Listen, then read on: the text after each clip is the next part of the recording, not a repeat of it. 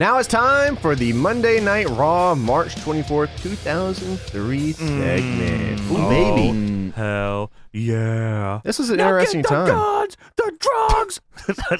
From my generation. Hold on. What the fuck, Oh, yeah, guys? sorry, What the fuck?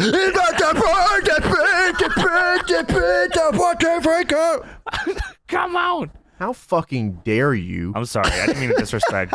I didn't mean to disrespect America. You need to honor this country that we love. I'm sorry. Lillian Garcia started this show singing the national anthem.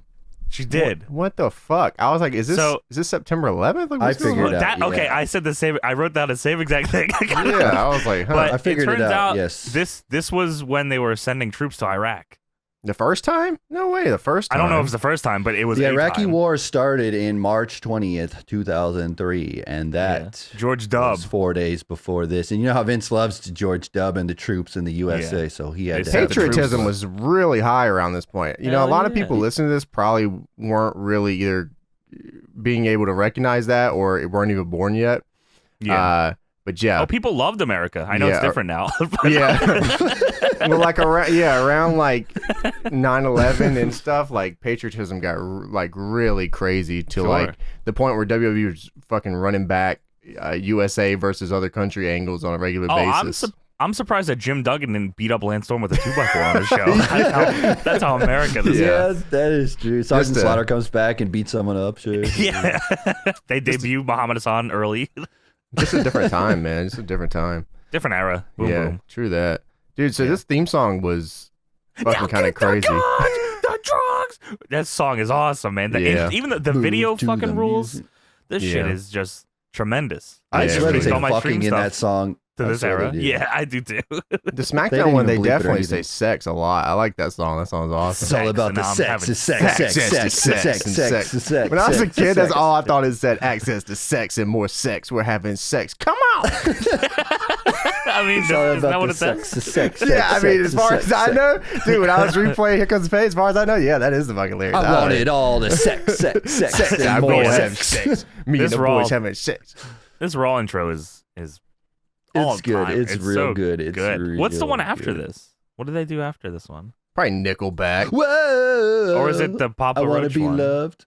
Yeah. To be loved, right? Yeah, to be loved. I think so, probably, yeah. How do you? Yeah. I mean, that was not awful, but yeah, it's not but it's not this. Yeah, you're right. I don't even know what the theme songs to the shows are anymore. I don't even know who the wrestlers' theme songs are anymore. I don't know who the champion is. Who's champion on these shows? What's going on? Can anyone tell me who's sleeping with who? Can anyone know who the fucking wrestlers are? Dude, who's working who? Dude, they are so far out from like the recognizable themes now. It's like the non-copyrighted EDM versions of wrestling theme songs now. It's dude, I was confused for half of both of the Rumbles. I didn't know who the hell, and I still don't know if Bailey or Seth Rollins is coming out. As far as I know, they're the same. Yeah, they're all the same person. Priest. I thought Santina was coming back at one point. I don't even know what's You going just on. can't read. That's the problem with you. Yeah, hear or read. It's tough out here. I never learned how to read. I didn't go to college. I couldn't. You just need more access to sex and more sex. And more self-sex as well. Sex it up. Self-sex. Drugs. Anyway, we're not even fucking talking about SmackDown. We're talking about Raw. Oh, yeah, true. So let's take it back over here. JR says, tonight we got a rock concert. And Laura says, no, it's the rock concert. Thank you, bitch. That was good. We're 6 days away from WrestleMania 19, the go-home show. Yes. You know, we've talked about WrestleManias before on the show quite a bit, actually. And we talked about some of the stuff from 19, but there's a lot of memorable stuff up here, man. It's a pretty big show in terms of like wrestling just moments history in general, too. It's not even just not even matches. Was great. You had Jericho versus Michaels, of course, where Jericho does a little shimmy sham into the super kick. That's one of my favorite little spots ever. Hell yeah. Had Triple H shitting a brick down Booker T's throat. Yeah, that's for true. Yeah. It's also I can't wait to talk about that. Undertaker's best Mania match. Which one did he have at 19? Big Show and A-Train. That's It was awesome. Nathan Jones, wasn't it? Well, Nathan Jones shows up eventually, yeah, but before. Is this the one where Taker gets the live music? I think it is the live Limp Bizkit performance. That's fucking okay. Yeah, WrestleMania night is awesome. Yeah, this is great. It's also, so yeah, it was supposed to be Nathan Jones and Undertaker against Big Show and A-Train, but then Nathan Jones got jumped by the FBI, motherfucker. Of course. Shit rules. They also had The Rock and Austin's last Mania match here, which honestly, out of all the three that they had, this is probably the weakest one, but it was nice that The Rock got his win. Finally got the win. Austin. Is that Austin's last match, technically? I know he has like a match I think with, that was pretty much it. Bischoff after that, but yeah, I think that's pretty much it. And then, of course, Brock Lesnar almost dying on the Shooting Star press against Kurt Angle. Dude, what a... Yeah, holy shit. Like, that would have... It's an all-time moment for the wrong reason. That would have killed a normal person. But Brock Lesnar is built like a shit brick I love that he What's tried the saying? it. Shit brick house? Brick house. Shitty brick. He's a shitty brick. Shit house. A shitty brick house. He's a shit brick. You know that Brock Lesnar's built like shit.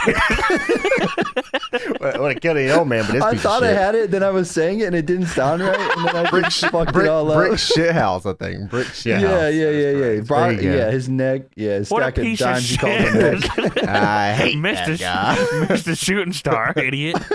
Shooting. Yeah, doing a flip again. Oh, here we go. Does it even matter? Does it even matter? Does it even matter?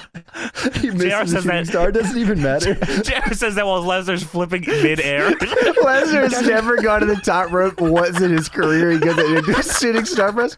Oh, here we go. Oh, fuck. Here it goes. Doesn't even matter. Fuck. Again, this is not the show we're talking about. Oh, yeah. So anyways, all right, let's talk about Raw here. We kick it off with the glass breaking. And honestly, is there a better way to kick off a fucking episode of Raw than the glass breaking? The glass really shatters, and Lawler goes, ah! So that's all I need. I need just that. That's all you need to know, man.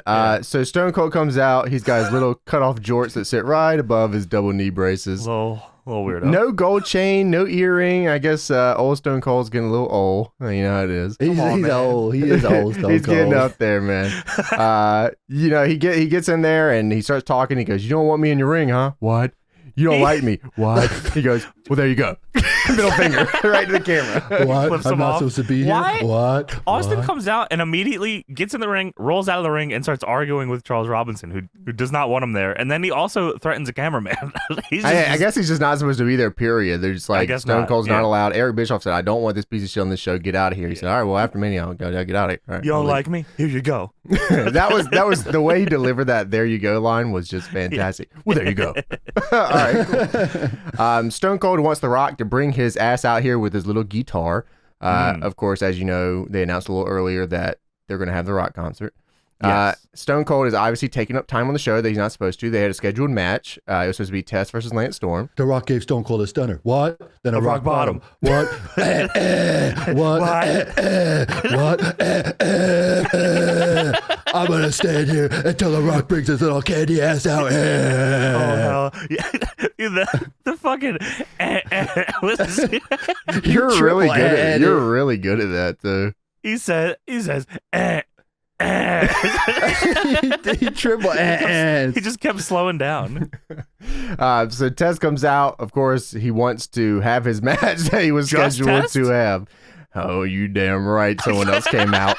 Stacy Keibler. I was impressed by Stacy on this episode. Yeah, you should be. King was horned out here. He's like, oh, look at her legs. Then look at his legs. Jericho, you're a lonely man, King. Yes, I am. Very lonely.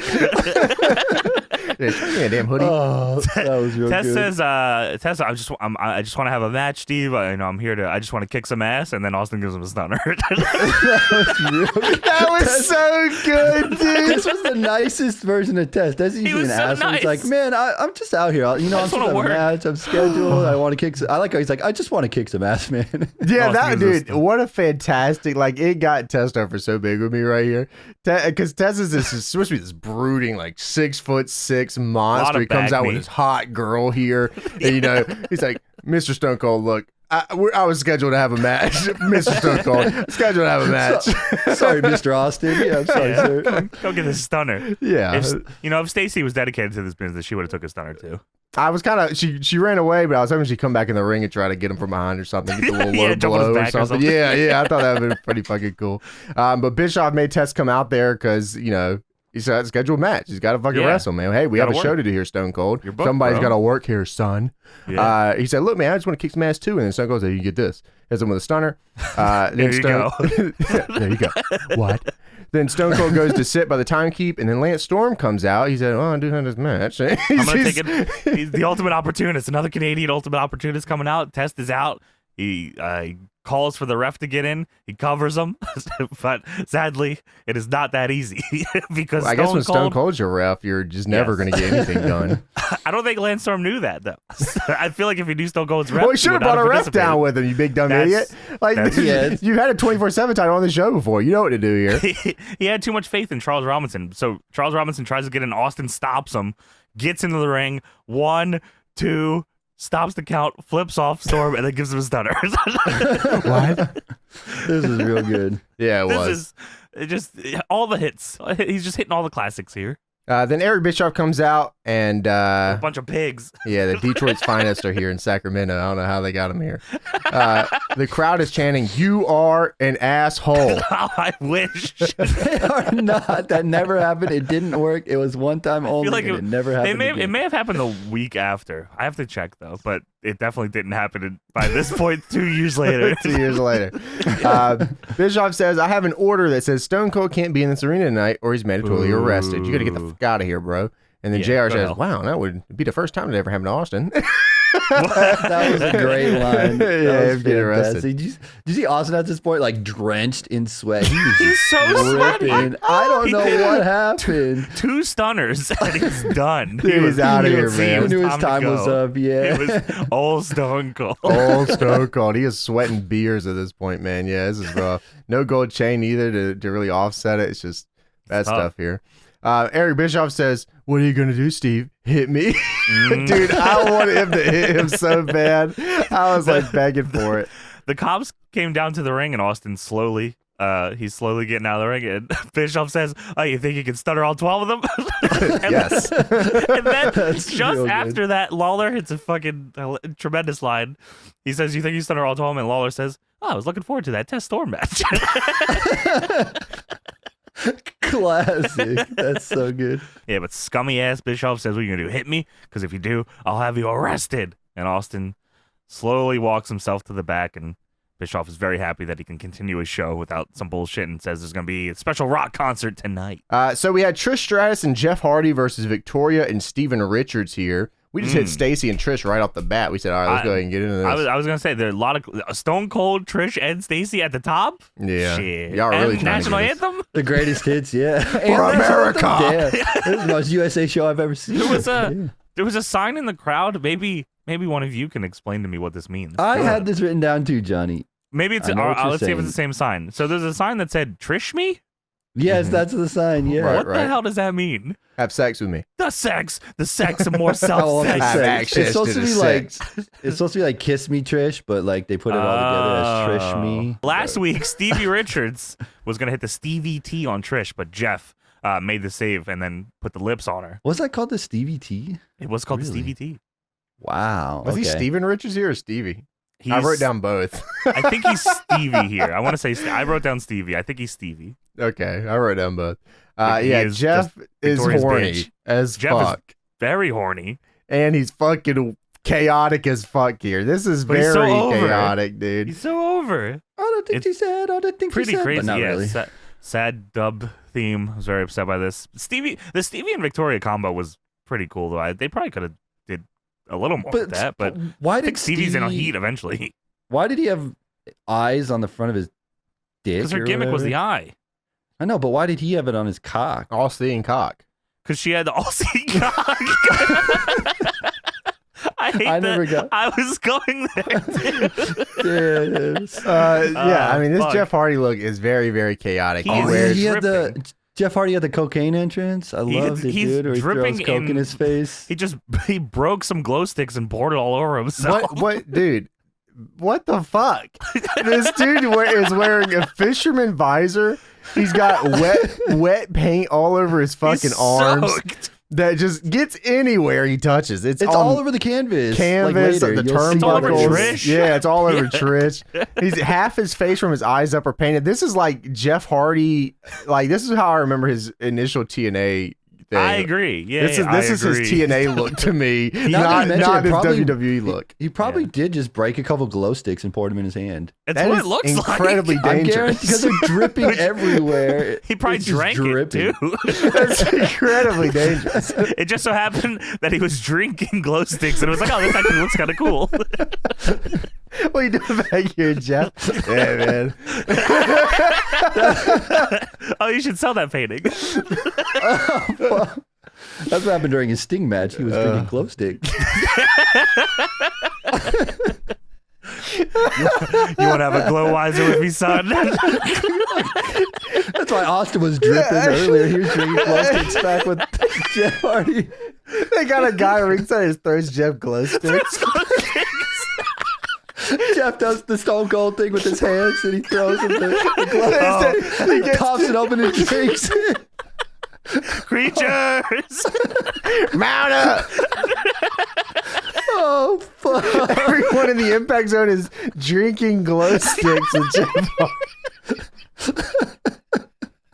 That's why when DX came back, Jeff Hardy quit. I can't take it.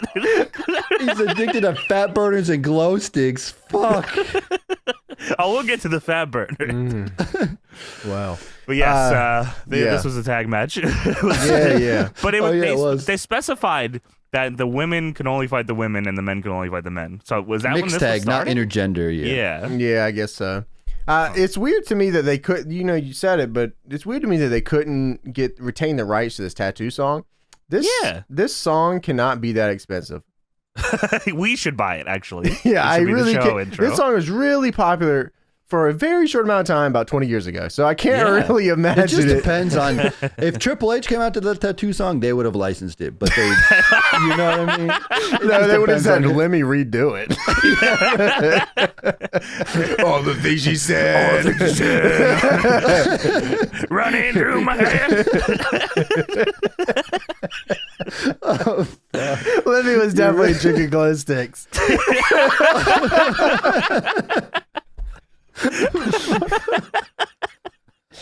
Behold the King of Kings. There wasn't they just did all their shit in this match. Victoria hit her cool like sidewinder slam gimmick. She did it in the Rumble too. That was awesome. Yeah, that was cool. That move was pretty sick. Yeah. Trish won with the bulldog gimmick off of Stevie. The Stratisfaction cool. Off of Stevie. Yes. That was good. Yeah, that was cool. And Jeff and Trish are about to kiss on the stage. They're about to Trish me live on the stage. Jeff is about to get Trished. Right on Raw. No. Run for your life. She's about to get Trished, but Jazz interrupts because Jazz wants to get Trished. Jazz fucking barrel rolled her, bro. She fucking came out of nowhere. And then she also attacks Victoria. Fuck you too. Which was awesome. Yeah, fuck off. They have a triple threat at Mania, right? They do, yes. Yeah, so there you go. Jazz is a monster. Jazz is cool as fuck. The women's championship was crazy good looking at this point. I'm kind of sad they ever even changed it. I don't know why they really changed it. I guess branding. Because they had to make it a butterfly, bro. The branding, but whatever. My brand. Big old butterfly. I'm a brand. We have Eric Bischoff backstage. Jonathan Coachman is here and he needs to talk to Eric, but Eric's on the phone. Coachman goes, security has an emergency. Oh shit. Oh, fuck. The security said we need some Bischoff back here. Was Moxley here? Fuck. Yeah, a little pink-haired John Moxley was there. Actually, probably now on the dark I remember match. back to the AEW episode where Marvez went to Kenny Omega's house with the sunglasses on. What are you doing here? Why are you here? Yeah, that was awesome. What a security, great statement. I always liked Bischoff always had a big poster of himself in his office. That is actually really good. Yeah. We had Goldust and Booker T backstage. Goldust is looking at a Tori Wilson Playboy magazine. Movies. Yeah, he went. Yeah, he was just flipping through the magazine. It's literally me and Johnny when you. It's literally me and Johnny when you're reading off names for Patreon here. You're right. It is exactly that. Vagina. I can't believe they did this, too. It's so Yeah, so- back in it. Goldust got electrocuted about a month ago, so this is pretty soon into the gimmick here, which kickstarted this. What a sentence. Goldust got electrocuted Just a month ago. Yeah, and it kickstarted his Tourette's gimmick. Booker T is tagging with him at this point, but he's also incredibly over outside this tag team. So over. He's so ready. Yeah, he is. This is probably his peak overness. Honestly, he was. Oh well. They were ready for it. Triple H said, "No, you're not." So Booker T walks up on Goldust, scares the hell out of him. He's trying to read through this. That was perfect. That was actually really good. Did you have your soundboard over there, Johnny? I thought that really was. Yeah, That was really good. Then they go through. You guys do the tick better than me, so you guys can read through if you run them down. Did you write them down? Word for word. I want to hear you. I don't think he said anything else more other than Triple H being a dictator. Yeah, that was good. I like that one. And he does say, "Don't hate to play it," and then he goes, "Hate the game." Yeah, you can tell Booker T is like, what the fuck is happening here, man? What am I in an angle with here? Like, this is so crazy. Well, that's how he's all over the show. That's why they were like, okay, you're valuable, and we're gonna put you all over the show, but we're not gonna put you over in Mania. Sorry. Yeah, I thought it was cool that they used "Don't Hate the Play, Hate the Game." I don't even remember them using his WCW quip in WWE at all. I feel like it was early, but like eventually honestly, probably after this Triple H feud, he stops doing it. I think he might have started using it on his singles push to Mania because they're like, this will get over. And when he first came into WWE, he didn't have it because that used to be the intro to his theme song. He didn't have that when he came into WWE right away. That was his WCW intro, wasn't it? That's towards the end, yeah. But I don't know if he ever carried that over to WWE. No, it didn't. No, he was only. I like that though. That's just kind of awesome. Yeah, I like that. Especially when he came and staring at Triple H. I wish that was his catchphrase. Yeah, me too. Don't hate the player. That was Goldust. Eric Bischoff's backstage. He's talking to a security officer. The security officer says, "Look, man, Stone Cold's out here on his truck." Shows a little monitor. Eric goes, "Okay, can you pull that up on the big screen?" Put that on the big monitor. It pans to the left. It goes from a 4-inch monitor to a 12-inch monitor. That was so good. 2003 was a good time, man. Good time. The order that Eric Bischoff had was only good for inside the arena, so Stone Cold can legally sit outside the arena. This guy, there is nothing I can do about it. This order is only good inside this arena. Dude, the security officer. Really? You can't do anything about this? No. The security officer stared at the camera. Like they let this terrorist just sit outside. It's out of my hands. Nope, nothing I can do about it. I know, because Vince hates it when people do that. They hate when they look at the camera, and this guy just kept staring at the camera. I'm like, this was the shoot. That had to be the shoot security guy that works there at the building. For sure. I don't even work here, Vince. You want a job starting now? Yeah, you're fired.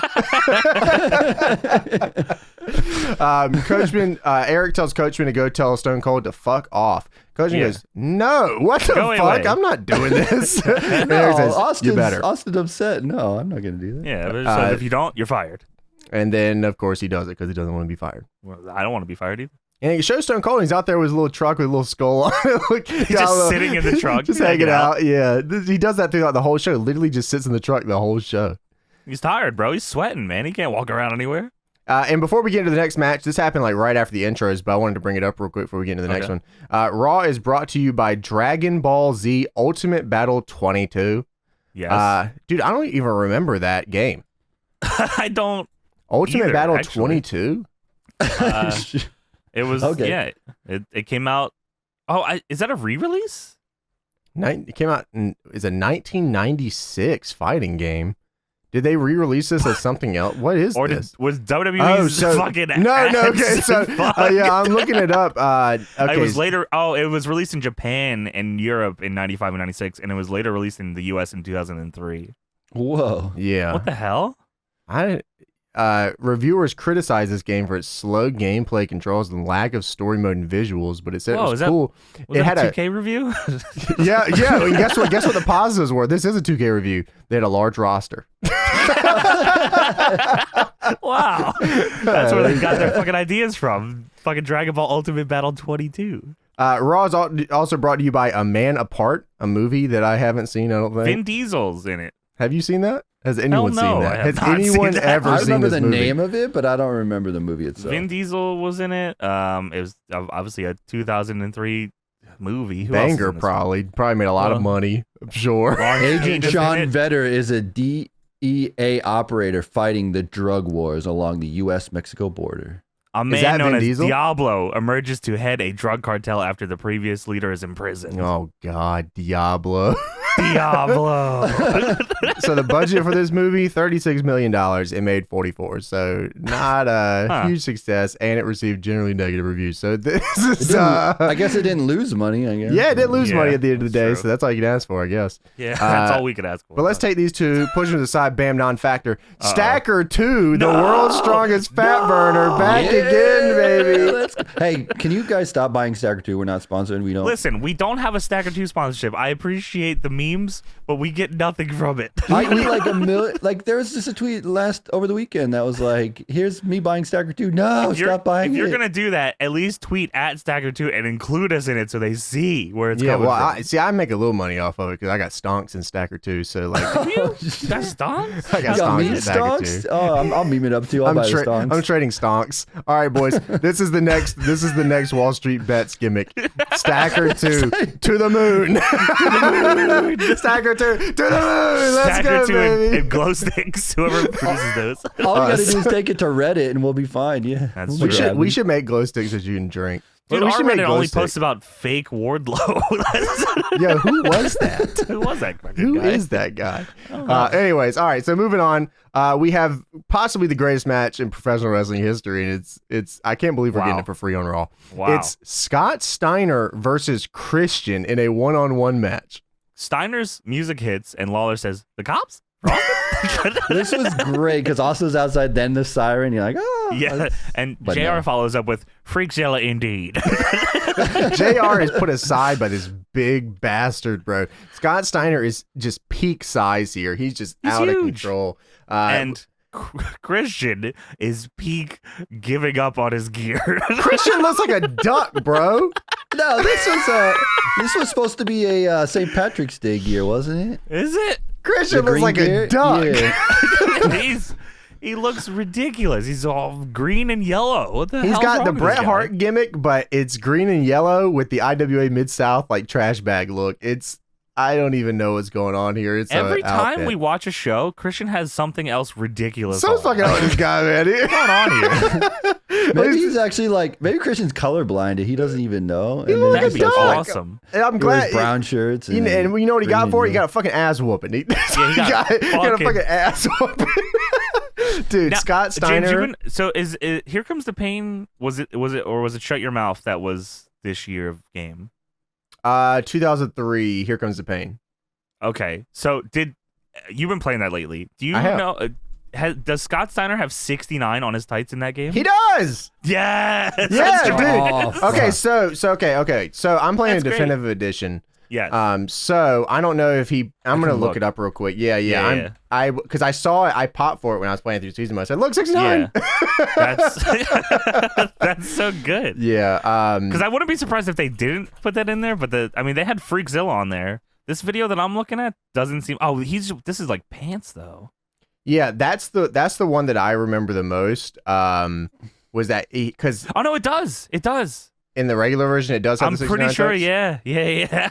Awesome. Good shit. That's great. Tremendous. They have it when they put him in WB 2K, or was it? Yeah, it was 2K. Was right? it DLC? Yeah. He didn't have 69 on it, sadly. No. Also, that model looked like shit entirely. I was just happy to have him in there, though. Sure. Was it 14?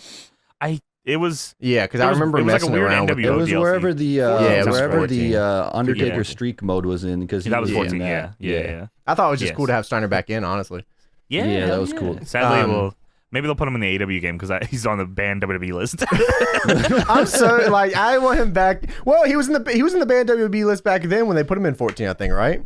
I don't think so. I feel like that was a new thing. Fuck, dude. I want Steiner back in the game. All right, so these are like two of my favorite wrestlers of all time, like for shoot. So seeing them wrestle was really fucking dope. Scott Steiner comes out, holler if you hear me, and the crowd's going crazy. I mean, there's the fucking signs for the big bad booty daddy. People love the gimmick. They're into the muscle worship. I'm like, oh my god, this guy's gonna be so over. And then he faces. Well, he already got H. Triple H by this point, didn't he? So I think it's Triple H. Okay, you want to talk Steiner for a minute? I actually had to look into this Steiner stuff because I was looking about it. And Steiner, Bruce Pritchard Pod, he said that Steiner was going to main event Mania 19 versus Triple H and possibly have him win the title, but the two matches stunk so bad, so they did a quick battle royale, and Booker T won that one, and that's how he got into the Steiner could have won the belt. There's no fucking and Booker wasn't way. supposed to fight. He wasn't supposed to fight Triple H. Booker wasn't, but they did that battle royale. There's no way Triple H would have let Steiner beat him at Mania. No way. Yes, and also I found out that Steiner was supposed to win. Was supposed to be in WrestleMania 9 main event as well. They had plans for him to win the Rumble back then and break out from the Steiner brothers and go to WrestleMania 9. So they even wanted Steiner to be a main event. I wonder back then. Wow, that would have probably changed his entire career. Would we have gotten Big Bad Booty I'm Daddy glad that if he won didn't that happen. Rumble? I'm glad that didn't happen. His career is perfect. Really is perfect. Everything happened for a reason. I mean, dude, 1 month from this, he's cutting the Dixie Chicks promo. So like, you can't. Yeah, you can't can't change but anything. But that's crazy to think they had plans for him and Triple H to have like 3 matches and then it just never panned out. Oh, give me a break. You know what really happened? Yeah, that was never good. That was never on the books. That was, you kidding me? Beating Triple H and taking the title off of Triple H? Yeah, right. That was never in the fucking books. The only thing I remember from the Triple H matches were a bunch of suplexes and Scott Steiner's maroon thong. That's all I remember. It was just suplexes. That was the whole match, I think. We got to rewatch those and see if they really were as bad. Yeah, maybe they weren't as bad. We should do that for like a I do remember he did belly to bellies like maybe 90 times in those there was matches. So fucking many of them, bro. Yeah, we got to rewatch that and see what's going on. Maybe we'll do that for anyway, or something. Steiner beats Christian. No, I got a lot to talk about, man. This shit was awesome. I wrote down like 20 things for this match. Did you? I wrote 2 lines. They're like 2 of my favorite wrestlers ever, and they did all their shit. I was like, this is awesome. Okay. Christian got more than I thought he was going to, I'll be honest. This shit ruled. So Steiner comes out in exclamation bold. I said he's wearing the 69 tights. I'm glad you brought that up because that was a big deal to me too. Because for the most part, he pretty much just wears the jeans in WWE. Seeing him break out the tights was always pretty cool. Christian's a duck. I wrote, what a fucking matchup here. Just 2 of my favorites just fucking going at it. Steiner goes straight into this match. Huge Steiner line into the elbow. Does the push-up gimmick. The crowd goes crazy. They love the big bad booty daddy. Steiner then hits the gorilla press, gets him up in the air and goes, who the man? Who the man? That's the thing that I wrote down. Then he drops him down, does the muscle worship pose. I said, oh my God, he just did the here comes the pain spot. This is incredible. They animated it all from that. I'm pretty sure they did because he literally goes down into the knees into the spine. I'm like, oh, flex, this is awesome. Fuck, man, just the best wrestler ever.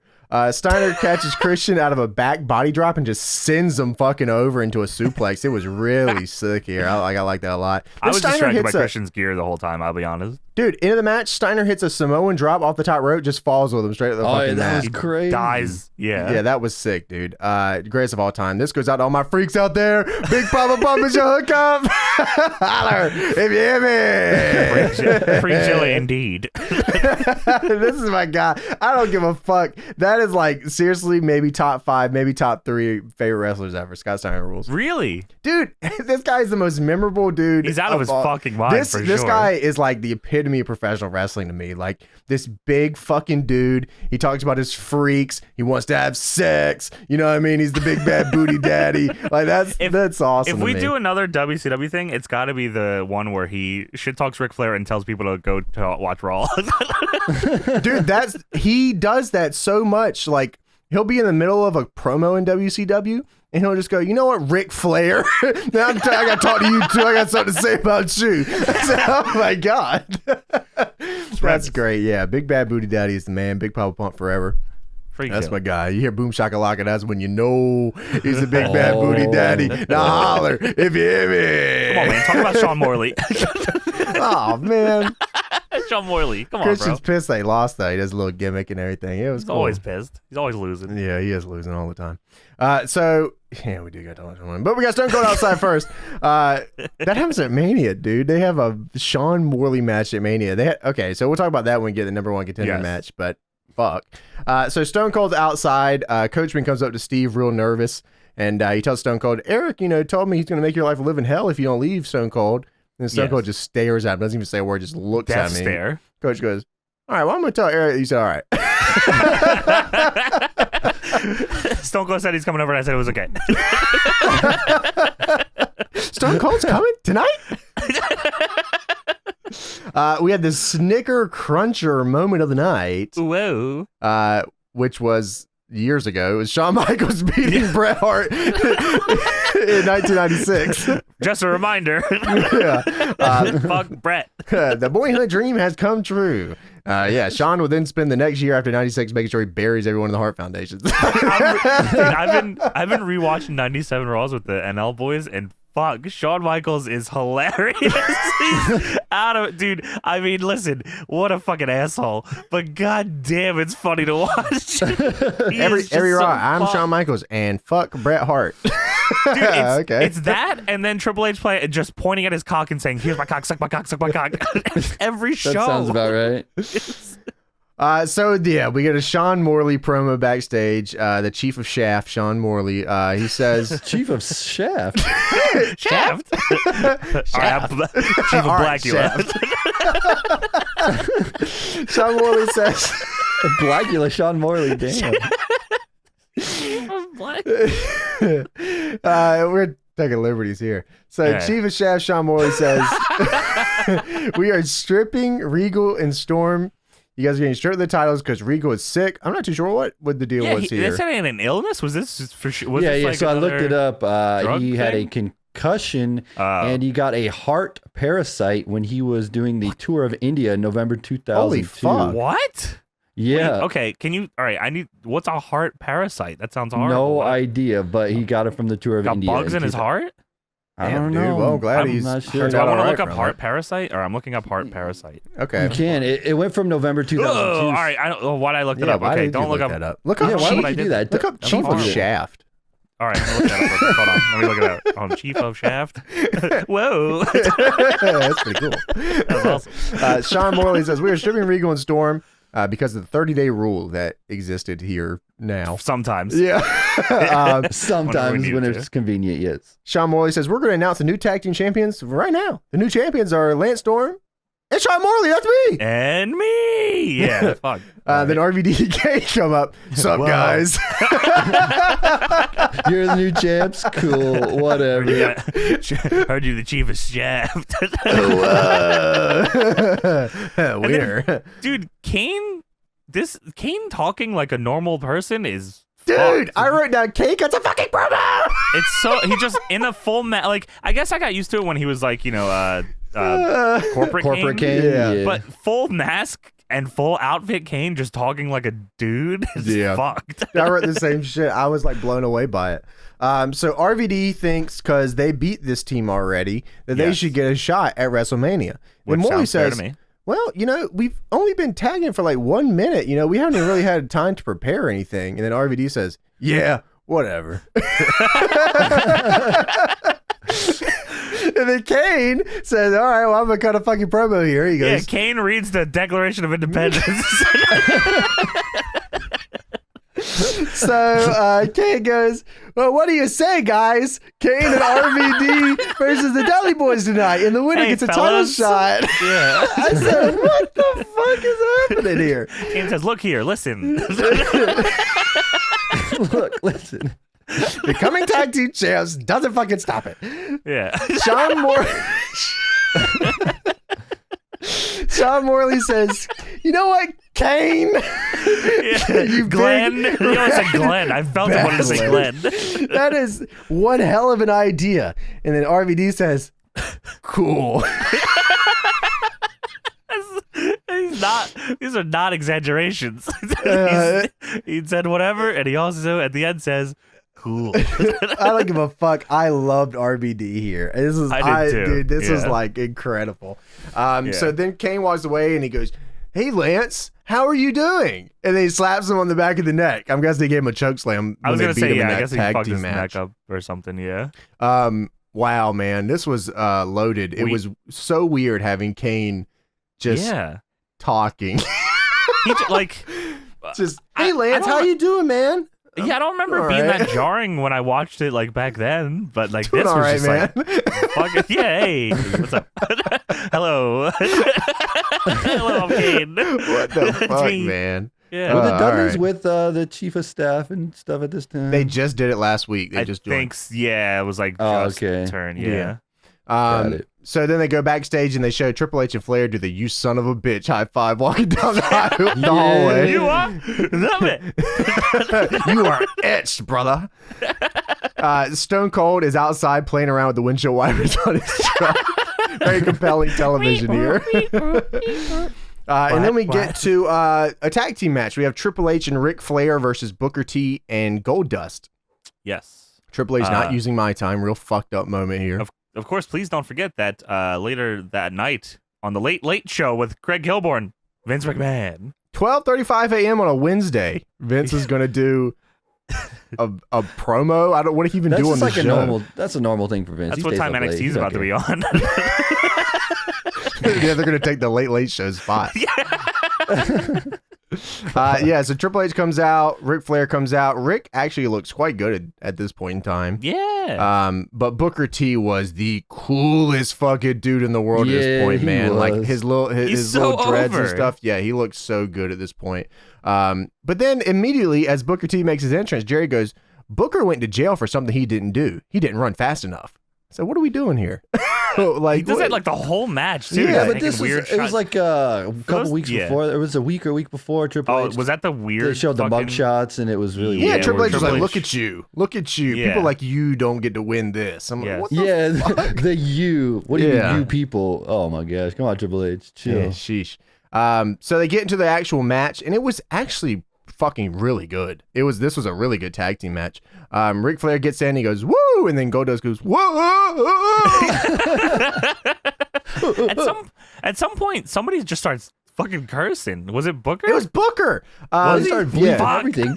Yeah, so the crowd fucking erupts for Booker the second he tags in. He tags in, they do Yeah. a stare down, and the crowd is deafening chanting Booker T. Yeah. Nobody is chanting for Triple H. This is the perfect situation. You can never ask for anything else. Triple H, super over as a heel. This is what you want. Booker, super over as a face. Like, this is where you go ahead and you just swap the titles at Mania and you make a guy. This is like, you couldn't really make Yeah. this any more than they Yeah. did. Right. But of course that doesn't fucking happen. Flair then comes into the ring, does a Flair flop out of the corner for Booker's chops, which I thought was cool. I love when Flair gives people love that it, kind of yeah. stuff. Flair, I love his style at this point. It's literally just like this old fucking bastard. So Flair comes in, does a chop block. That's all he does the whole match is chop blocks. He does chop blocks and he kicks a leg and low blows. He goes for anything he can. Just this old bastard in the ring. It's awesome. Then Triple H, of course, takes it to his leg, and this is where Booker goes, "Fuck!" Booker shouts it "fuck" so loud twice in a row they have to censor it. It's a couple times too. It wasn't just like Yeah, once. right in a row. And I think maybe they mic'd the ring more then. Okay. Yeah, I think that's what it was. Because the ring Or sounded he a was lot just louder too. yelling. Yeah. Which is also possible. He was selling, brother. Yeah. Goldust comes into the ring, goes for a cross body block. Triple H ducks, and then Goldust literally flies out of the ring and hits the floor. Goldust is really good in this match, man. Like, he is like really on point with his character in the in-ring stuff. Booker How long gets does the stutter thing last for? I feel like it's fucking long, right? as far as I'm concerned, this was the last gimmick Goldust ever had. I was gonna Like, say, does it ever stop before he leaves? I don't remember. I don't think Yeah. so. I don't When I know. was a kid, I felt don't like this remember. was like This his is who gimmick. Goldust was. This is like his gimmick forever for me. Yeah, I feel like whenever I was watching, he was always stuttering, and then like he became always. Black Rain. Yeah, gimmick almost ruined my career. It's not Jerry Lynn. That's Black Rain. yeah, it's same thing. Yeah. It's Jerry Lynn actually doing the song. Booker T gets a sick comeback. He whoops Flair's ass. He whoops Triple H's ass. Triple H gets a little blood off the steel steps, which looks Dude, at one great. point, Flair goes to do like the thing in the corner and trips and hits the turnbuckle and dies. So Triple H gets a little blood here. Booker T hits the scissor kick on Flair, goes for the pin, but he's not the legal man, which allows Triple H to get a cheap shot, which was really well. This is a sick put together match here. Booker then reverses the pedigree into a slingshot at the end, and then hits the scissor kick and pins Triple H, and the crowd goes fucking crazy. Big fucking pop for that. Yeah. So Booker T is so astronomically over here that it's actually insane to me that I just can't. This Especially because Triple H got bloody here. He was looking real beat down. Everyone fucking loved it. The crowd was insane for it. I'm sure that's the rationale he gave him in his head. He was like, well, I'll let him get a pin over me on Raw, which is the one more people will watch. So, like, the one at Mania doesn't mean as much. I'm sure that's the rationale that he gave him. Was Triple H like I feel like I remember seeing someone saying this, and it might not be true, so don't hold me to this. Okay. But I feel like Triple H might be like the first heel to win a Mania main event. Is that right? Oh. That's an interesting so. tidbit. Really? Yeah, I'm not gonna hold it to you, but that might be true. Yeah, that sounds about right. That sounds very right. Yeah. If it's not true, just or was that not the main event? I feel like that's still true. I don't know if it was that match though, but I feel like, or was Kurt Brock the main event of that one? Kurt Brock was the main event. Yeah. Okay. Yeah. Well, still. Well, it's probably a triple header, quad header. Oh, it was triple, a quad. triple double main event. Yeah. To be fair, they did have like 5 main event caliber matches on the show. That Mania had a ton of big matches. Yeah, that Mania was fucking crazy. So after this match, Triple H bloodied up, beaten. They go backstage. Flair is trying to hype Triple H up. This is a really good shot of Triple H just staring at the title. I really like this a lot. Like this. How do you not fucking put Booker over, man? This writes itself. Like Triple H is starting, like he loses. He's starting to double guess himself. Yeah, he's starting to double guess himself. Flair's like, look, man, you're the man, brother. At WrestleMania, Booker T doesn't stand a chance. You are the man, brother. He just doesn't want to hear it because he doesn't believe it. Yeah, this is perfect opportunity here. And then Triple H says, well, obviously nobody told Booker T that. That line was so good. That was so good. I loved it. I'm like, fuck yeah, Booker T's gonna win. He's gonna be champion. Let's go, motherfucker. I know, man. Nope. Perfect. Nope. Perfect opportunity, man. I can't believe they didn't put this motherfucker. Nah, it's gonna be a pedigree slow count 20 minutes later. Oh my god, the fucking the finish of that fucking match is so bullshit too. He pedigrees Booker. One arm. 30 seconds to pin him with one arm and then wins. It was legit. It was legitimately like 19 seconds or something. It was a long time. That's not exact, like legit 19 seconds. It was a long ass time. And then what would it have hurt to fucking give Booker the title? The next pay-per-view, they do a 6-man tag with Triple H, Flair, and Jericho against Nash, Shawn Michaels, and Booker. Like, Booker couldn't have been champ for that match? Like, what the fuck? Yeah. I mean, like I said, I'm pretty sure the rationale here was like, oh, I already put him over on Raw. You know, I don't want to put him over twice. Made me look bad. You need me, brother. Yeah, I guess so. Jeez. Fuck, that sucks, man. Yeah, it does. So we get a Chris Jericho promo after that. Jericho out here in the goated fit, got the little beard tie. Checkerboard outfit and pants, gold chain with pendant. I said, oh my God, let's go. I have this written down as NXT promo. I don't know why I wrote this down as like an NXT promo. Because Jericho was cutting an NXT promo. So Jericho is every NXT wrestler. It's what everyone does when they meet Shawn Michaels backstage at NXT. So Jericho wants HBK out here to talk. He says, no sneak attacks, no BS. We just want to talk. Lawler says Jericho idolizes HBK, and Lawler says that, and JR says HBK never wore anything like that. Which is a fucking lie. HBK was probably out there fucking just in his boxers thrusting his fucking dick in JR's face. Yeah, I guess we're just going to skip over the whole DX shit, I guess. So Sean comes out here in it fits even worse. So Sean comes out here in a One Nation Under God shirt. With extremely bootcut jeans. Yes, dude. Boot-cutted, tucked-in t-shirt. The graphic on the front of the shirt is so fucking scuffed. It looked like he got it. Dude, the shirt, so when you put a graphic on his shirt, it's supposed to start right below the neckline. It started under his titties. One Nation Under God started under his titties. There's this huge blank spot above his chest. What the fuck is happening, stomach tattoo? Yeah, this was went to the mall and got a shirt. Yeah, that's what I think it was. I think he just got it from the city his or whatever. Wife made it. Yeah, this was real fucked up. So Jericho says, I always wanted to be a wrestler because of you, Sean, Yeah.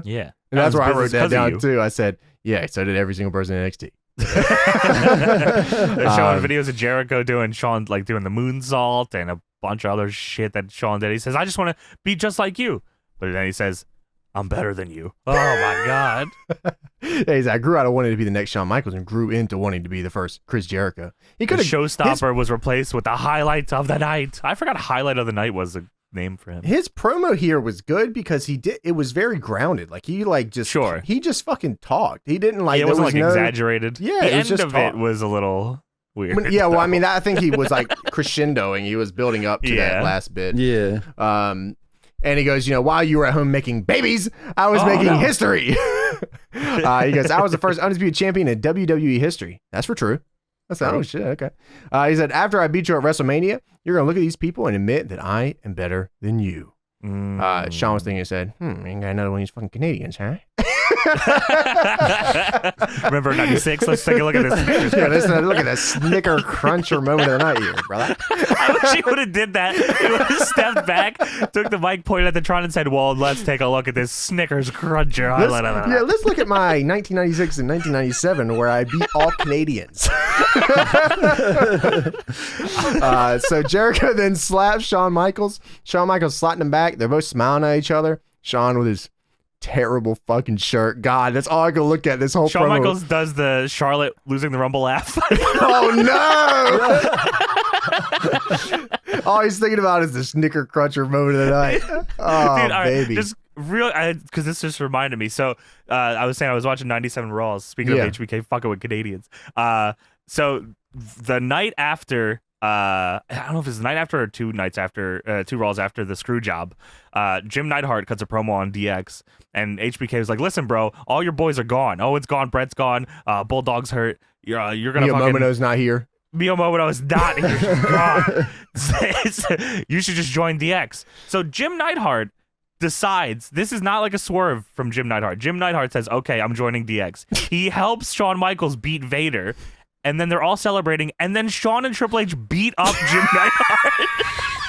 That's so fucked. I'm sure Triple H did the second thing. Jim Neidhart was then released. That's how they wrote him off television? He got wrote off by getting totally jabronied. Look, hey, we got a big idea for you. Big angle here, Jim. It's going to get you over. It's going to get us over. Make a lot of money. The houses are going to be full, baby. Making towns, Jim. He said, this sounds great. This was after Brett left, right? It was the night or 2 after, yeah. Jim, oh my God! It was right after? It was right after the screw job, yeah. Oh, this was probably, Jim was like, because like half the people sided with Brett and was like, all right, we're going to go to WCW. So I think he wanted to leave anyway. Yeah, he was like, we're going to fuck you on the way out. Dude, we're going to write you out, yeah. He like joins DX, but he comes out, he doesn't have a singlet on. It's just Jim Neidhart, no shirt, hairy, and black pants. He looked fucking awesome. I was like, oh, this rules. And then they beat him up. Get the fuck out of here, Jim. Fucking awesome. That rules. So that's my HBK. Thank you, dude. That was like a Snicker Cruncher moment of the night right there. That was a Snicker Cruncher from Deadlock. We got to get a sponsor so we can do stuff like that. Oh, fuck. Just right in the middle of this show, like Deadlock, Stacker 2 moment of the night. It's just me having a stroke on the podcast or something. A pretty fucking good idea, actually. We should remember that. Yeah. Write that down. So we get the Eric Bischoff and The Rock backstage. Flip phone. The Rock shows up with his little guitar. It's a Willie Nelson guitar. And The Rock goes, I got a good idea. And Eric goes, anytime you come up with a good idea, I get my ass kicked. And The Rock said, no, look, you did fine last week. You did your little karate. Yeah. He said, Bischoff, you handled Stone Cold great. You put on that karate. What? I said, whoa, that's X-Pac's gimmick. What are we doing here? What's going on here? So then The Rock says, Stone Cold is, he's out in the parking lot right now because he doesn't want to miss the Rock concert. Yeah. He could have drove his fat ass to Whataburger. But he didn't. He's here. We should give him little speakers. Put all the speakers out there. Yeah. Eric Bischoff goes, hey. And The Rock goes, what you laughing at? I feel like that was like not in the plan. Yeah, I think The Rock ad-libbed that for sure. This is good shit. The Rock tells Bischoff to go put 4 the biggest speakers he can find outside so he can hear the concert. And then The Rock goes, hey, what's that? You get that guy to do it. What's that? The chief of chef? What's his name? Tomahawk? Chief Tomahawk. And then Chief Tomahawk ends up not putting speakers out there. He doesn't go do that. Yes. So then we get RVD and Kane versus the Dudley Boys. Dudleys. Yep. Yes. Dudleys, yes. I wrote Team that Shaft. The first thing I wrote down is why I got confused here why the fuck did they have this match as the number one contender instead of this at the pay-per-view? Why was it not RVD and Kane versus the Dudley Boys? I don't know. At WrestleMania 19. Why did they have Sean Morley and Lance Storm at Mania 19? I don't know. Chief of Shaft, bro. That's why. Holy shit. So the Dudley Boys said, we're going to fucking TNA. We're sick of this shit. The thing, are the Dudleys even on WrestleMania 19? I don't think so. If so, they're in an early on match. So they are, but they're the managers for Chief Morley and Lance Storm. Oh my fucking god!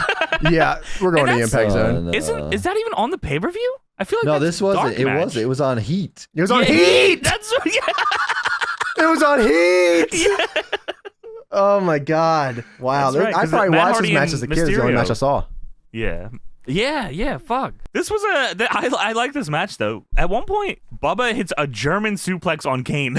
What the fuck? Dude, it was mean. He fucking just goozled his ass over. That was real tough. That was awesome. Yeah. JR on commentary says, well, RVD and Kane don't hang out with each other outside the ring. And Lawler says, they don't? And JR says, that's what I'm told. Who told you that? Who told him that? Kane? It's probably Chief of Shaft. Kane went up to them and said, I don't hang out with RVD, friend.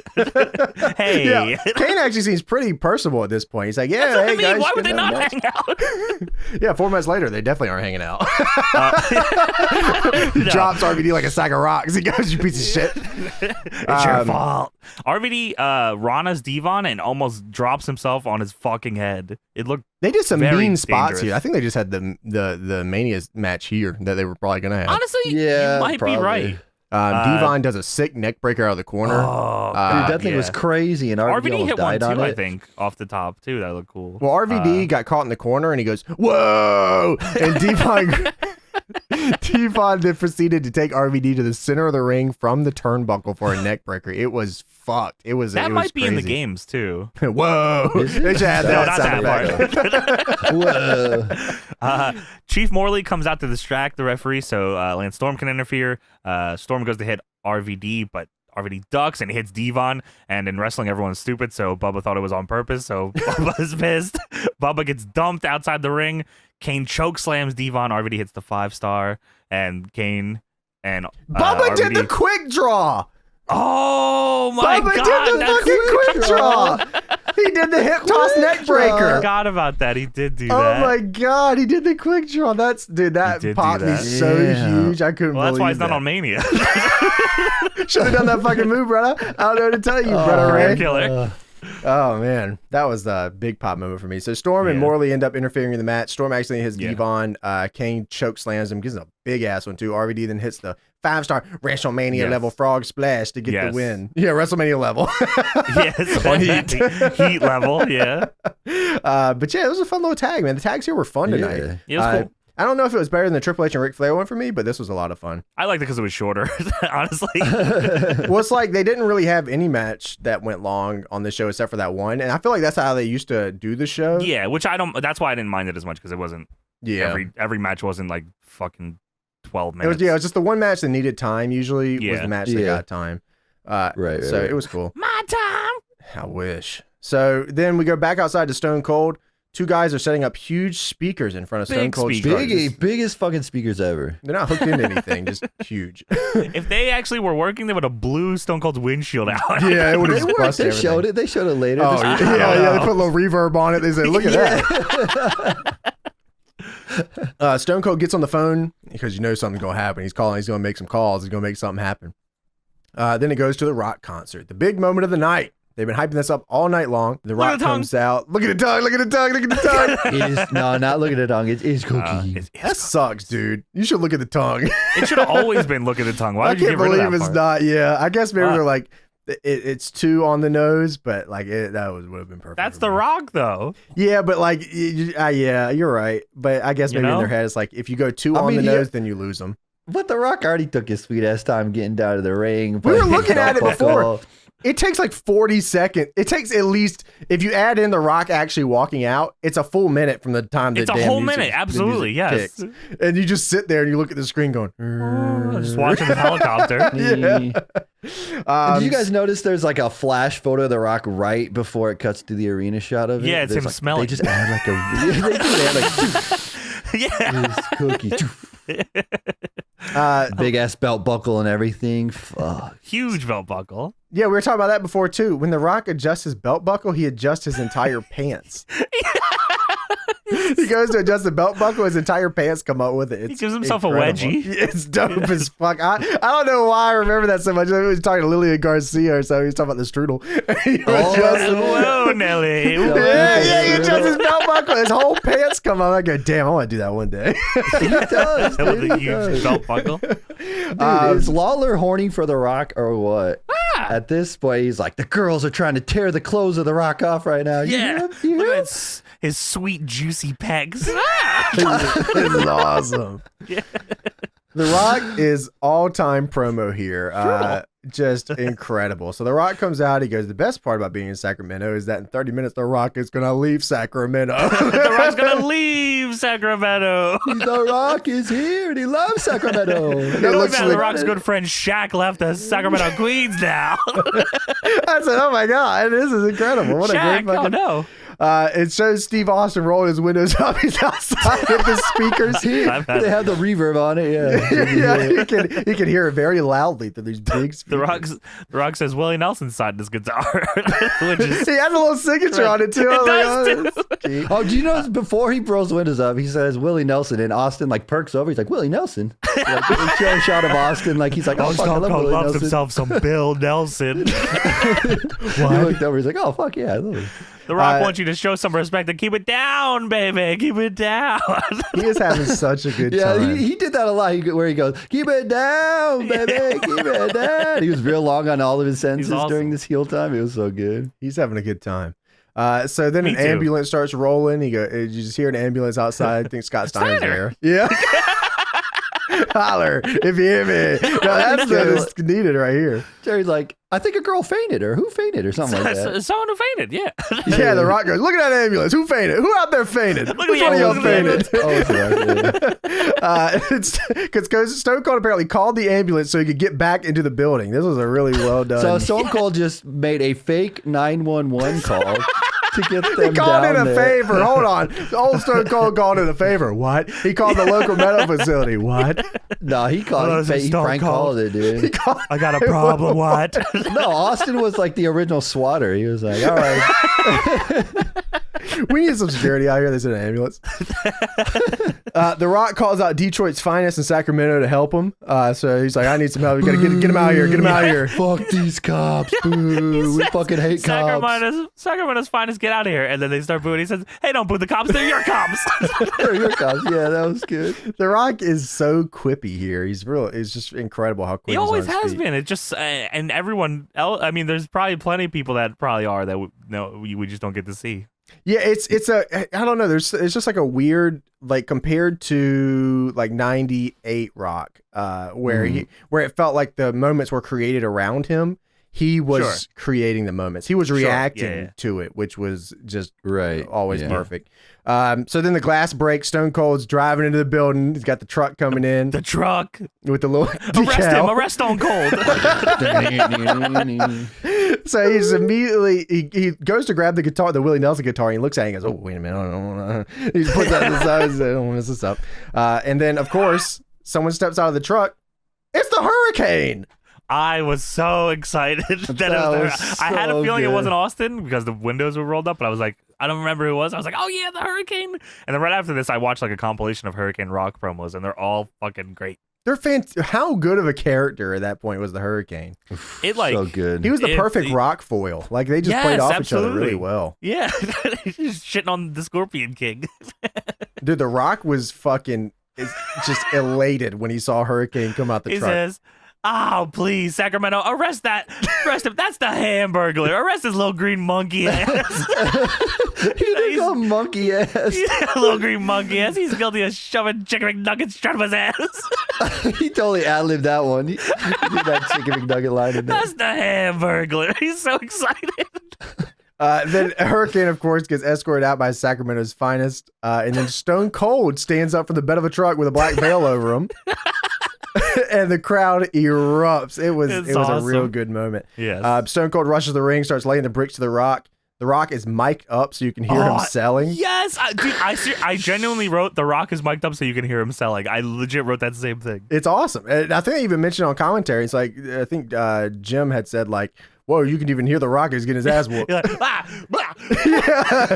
Goldust. Stone Cold then grabs The Rock's Willie Nelson guitar after The Rock got out of sight, and it looks like he's going to trash it, but instead he decides to play it for a minute. And The Rock lets out this sigh of relief. He's like, it's all good. Then Stone Cold puts it on the ground. The Rock's like, whoa, whoa, whoa. And then he's like, you can cross the line. Puts down the guitar. You cross the line, coming to the ring. The Rock starts going towards the ring. Then Stone Cold steps on the guitar. Just stomps on it. The Rock takes a bump. He's so beside himself. Just takes a huge bump. He's so beside himself. You son of a bitch. And Austin just destroys this guitar, and then he starts air guitarring with the broken guitar. He's got the little neck of the guitar. This fucking guy. Arrested. And that's it. Rock goes off the air. The Rock was having so much fun with it, dude. Like the second the Hurricane's dead, I was like, "Hey, Sacramento, arrest his ass." That's the Hamburglar. He's gonna go shoving chicken McNuggets, shove his ass. That was so fucking good. What an all-time segment here, dude. Just fucking so fantastic. From the start and then to the we watched finish. SmackDown. Yeah, what the fuck? Oh, this was it. Raw's over. No more. Nothing else That was legitimately the end of Raw. That's the go home for Raw, yeah. So this is right, like we said, it's the go home for WrestleMania 19. So they're trying to like hype the stuff up here. So they're hyping it up. Vince McMahon comes out, and I'm like, oh, cool. But then Vince McMahon comes out and just shows SmackDown. The Snickers Cruncher highlight of the night. The Snicker Cruncher full episode of SmackDown of the night.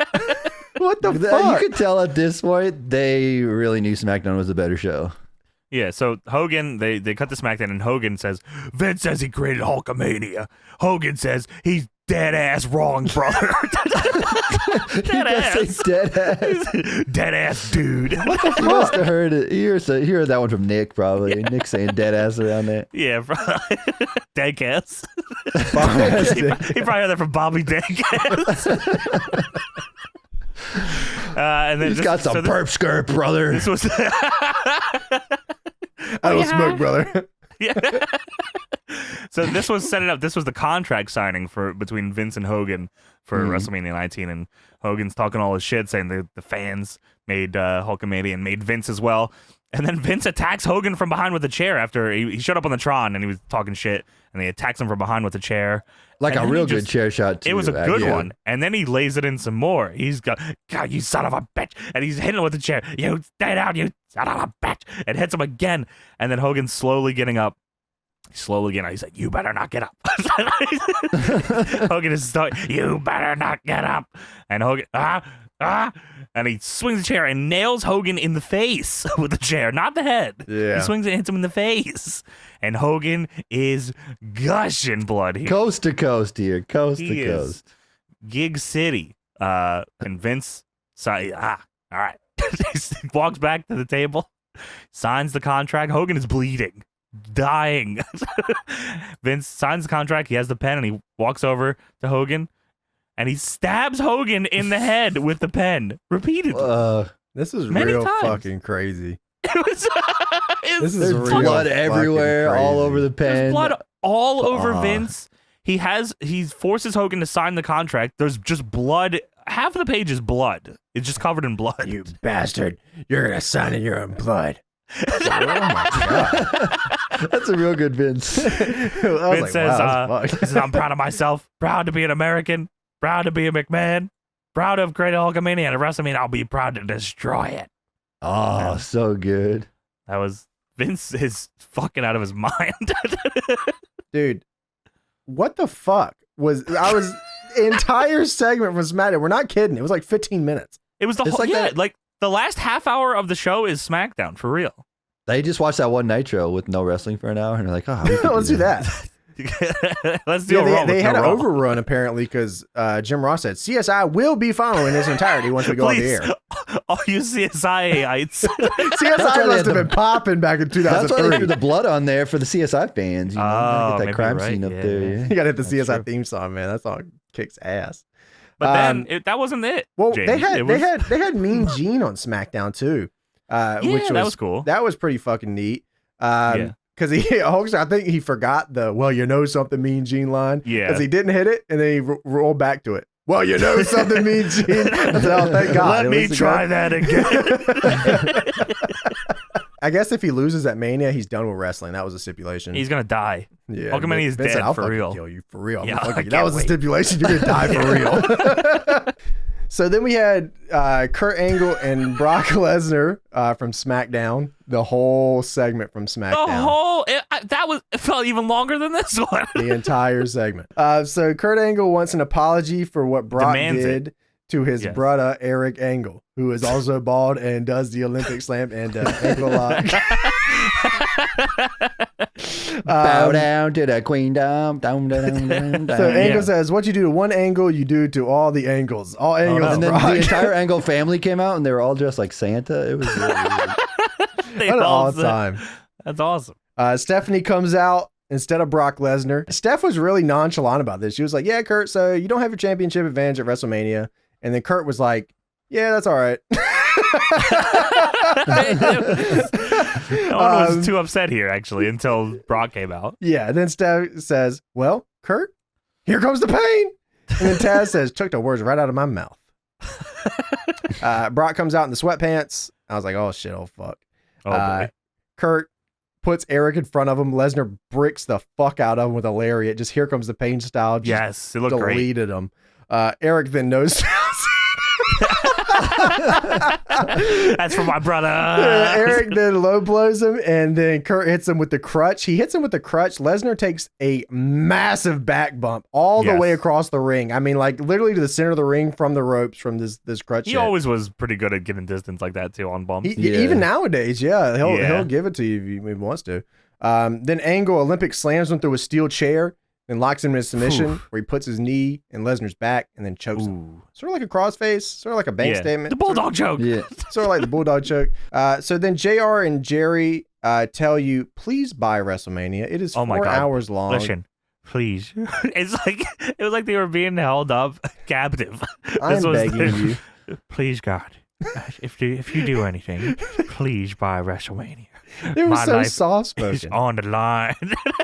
Listen, all you CSIites, we are overrunning because we need you. This is a call to arms to all the CSIites. For pennies a day, you can buy WrestleMania, please.